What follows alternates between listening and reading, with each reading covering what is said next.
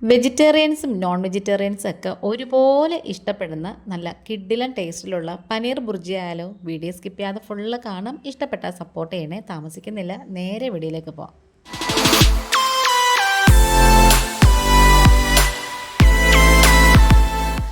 അപ്പോൾ ഇത് ഞാനിവിടെ മീഡിയം വലിപ്പത്തിലുള്ളൊരു സവാള നുറുക്കി വെച്ചിട്ടുണ്ട്.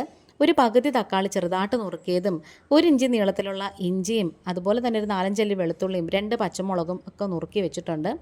1 കപ്പോളം പനീറും കൂടി എടുത്ത് വെച്ചിട്ടുണ്ട്. ഇനി നമുക്ക് പാനിലേക്ക് നമുക്ക് വെളിച്ചെണ്ണയല്ല, ഇതിലേക്ക് സൺഫ്ലവർ ഓയിൽ മാത്രമേ എടുക്കാവൂ കേട്ടോ. നോർത്ത് ഇന്ത്യൻ റെസിപ്പീസിനൊക്കെ നമ്മൾ സൺഫ്ലവർ ഓയിലാണ് എടുക്കുന്നത്. അതൊരു ടേബിൾ സ്പൂൺ ഇട്ട് കൊടുക്കാം. അതിലേക്ക് 1/4 ടീസ്പൂൺ ജീരകവും പിന്നെ നമ്മൾ നുറുക്കി വെച്ചിട്ടുള്ള ഇഞ്ചിയും വെളുത്തുള്ളിയും പച്ചമുളകും ഒക്കെ ചേർത്ത് കൊടുത്തിട്ട് നന്നായിട്ട് ഇങ്ങനെ ഒന്ന് വഴറ്റി കൊടുക്കണേ. ഇത് നല്ല ടേസ്റ്റാണ് കേട്ടോ കഴിക്കാൻ. ചപ്പാത്തിയുടെയും നാനിൻ്റെയൊക്കെ കൂടെ കഴിക്കാൻ നല്ല അടിപൊളി ഒരു ഡിഷാണ്.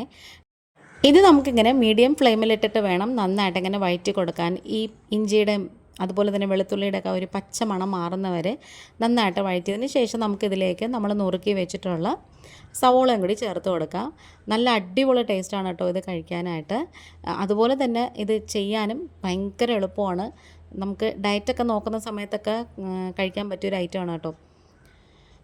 അപ്പോൾ ഇത് ഞാനിവിടെ ഉള്ളിയൊക്കെ ഏകദേശം വാടി വന്നപ്പോഴത്തേക്കും തക്കാളി നുറുക്കി വെച്ചിട്ടുണ്ടായിരുന്നു, അതും കൂടി ഇട്ട് കൊടുത്തിട്ടുണ്ട്. തക്കാളിയുടെ ഫ്ലേവർ ഇവിടെ വലുതായിട്ട് ഇഷ്ടമല്ല കേട്ടോ, അതുകൊണ്ടാണ് ഞാൻ പകുതി തക്കാളി എടുത്തത്. നിങ്ങൾക്ക് കുറച്ചുകൂടെ പുളിരസമൊക്കെ ഇഷ്ടമാണെന്നുണ്ടെങ്കിൽ ഒരു തക്കാളി ഫുള്ള് ചേർക്കാം. ഇനി നമുക്കിതിലേക്ക് ഉപ്പും കൂടി ചേർത്ത് കൊടുക്കണം. അത് അവരവരുടെ പാകത്തിന് തന്നെ ഉപ്പ് ചേർത്ത് കൊടുത്തേക്കണേ. അപ്പോഴത്തേക്കും നമുക്ക് ആ പനീറൊക്കെ ഒന്ന് പൊടിച്ചെടുക്കാം. ഞാൻ ഈ സ്പാറ്റില കൊണ്ടൊന്ന് പൊടിക്കാൻ നോക്കിയതാണ്, പക്ഷെ പറ്റുന്നില്ല കേട്ടോ. ഇതിട്ട് കുത്തി നോക്കിയപ്പോഴത്തേക്ക് പറ്റുന്നില്ല. ഫോർക്ക് കൊണ്ട് ഉടച്ചെടുക്കാം. അതും അല്ലെങ്കിൽ ഏറ്റവും എളുപ്പം ഇതുപോലെ കൈയാണ് കേട്ടോ. കൈ കൊണ്ട് ഇങ്ങനെ പതിയെ ഒന്ന് അടർത്തിയെടുത്താൽ മതി.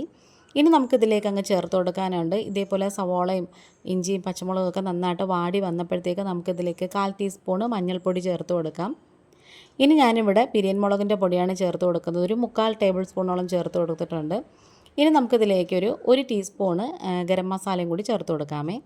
ഇനി ഈ പൊടികളുടെയൊക്കെ പച്ച മണം മാറുന്നത് വരെ നന്നായിട്ട് ഇങ്ങനെ ഒന്ന് മൂപ്പിച്ച് വഴറ്റി കൊടുക്കണം. നോർത്ത് ഇന്ത്യൻ റെസിപ്പീസ് എല്ലാം തന്നെ നമുക്ക് ഓരോന്ന് സോട്ട് ചെയ്യുമ്പം ബട്ടറും സൺഫ്ലവർ ഓയിലും ചേർക്കാറുണ്ട്. അതല്ലാന്നുണ്ടെങ്കിൽ ബട്ടർ അവോയ്ഡ് ചെയ്തിട്ട് സൺഫ്ലവർ ഓയിൽ മാത്രം ചേർക്കാറുണ്ട്. ഇനി ഇതിലേക്ക് കുറച്ച് ചൂടുവെള്ളം ഒഴിച്ചു കൊടുത്തിട്ടുണ്ട്. തിളച്ച വെള്ളമൊന്നുമല്ല, ചെറുതായിട്ട് ചൂടായ വെള്ളമായിരുന്നേ. ഇനി നമുക്ക് നേരത്തെ ഉടച്ച് മാറ്റി വെച്ചിട്ടുള്ള പനീറുണ്ടല്ലോ, അതും കൂടി ഇട്ട് കൊടുക്കാം. സംഭവം ഏകദേശം കഴിയാറായി. എളുപ്പമാണ് ചെയ്യാനേ. ചപ്പാത്തിയുടെ കൂടെ കഴിക്കാനും പൂരിയുടെ കൂടെ കഴിക്കാനും ഒന്നുമില്ലെങ്കിൽ ഗോതമ്പോശയുടെ കൂടെ കഴിക്കാനും കൊള്ളാം കേട്ടോ. ഏറ്റവും ലാസ്റ്റ് നമുക്കിതിൻ്റെ മുകളിലേക്ക് കുറച്ച് കസൂരി മേത്തി കൈ കൊണ്ട് നന്നായിട്ട് ഉടച്ചിട്ട് നന്നായിട്ട് പൊടിച്ചിട്ട് അത് ചേർത്ത് കൊടുക്കാം. പിന്നെ മല്ലിയില, കുറച്ച് കൂടുതൽ മല്ലിയില ചേർക്കുന്നതാണ് കേട്ടോ ഇതിന് നല്ലത്. അപ്പോൾ നമ്മുടെ വീഡിയോയും ഏകദേശം വൈൻഡ് അപ്പ് ചെയ്യാറായിട്ട് വരുന്നുണ്ട്. ഈ വീഡിയോ കണ്ടിട്ട് ഇഷ്ടപ്പെടുകയാണെന്നുണ്ടെങ്കിൽ ചാനലൊന്ന് സബ്സ്ക്രൈബ് ചെയ്ത് സപ്പോർട്ട് ചെയ്യണം. അതുപോലെ തന്നെ സബ്സ്ക്രൈബ് ചെയ്യാതെ കാണുന്ന കൂട്ടുകാർ ആരെങ്കിലും ഉണ്ടെങ്കിൽ സബ്സ്ക്രൈബ് ചെയ്തിട്ട് ആ ബെല്ലൈക്കണും കൂടെ ഒന്ന് പ്രസ് ചെയ്ത് കൊടുക്കണേ. ഇന്നിപ്പം ഇത്രയേ ഉള്ളൂ. വീണ്ടും വരാം. Thanks for watching.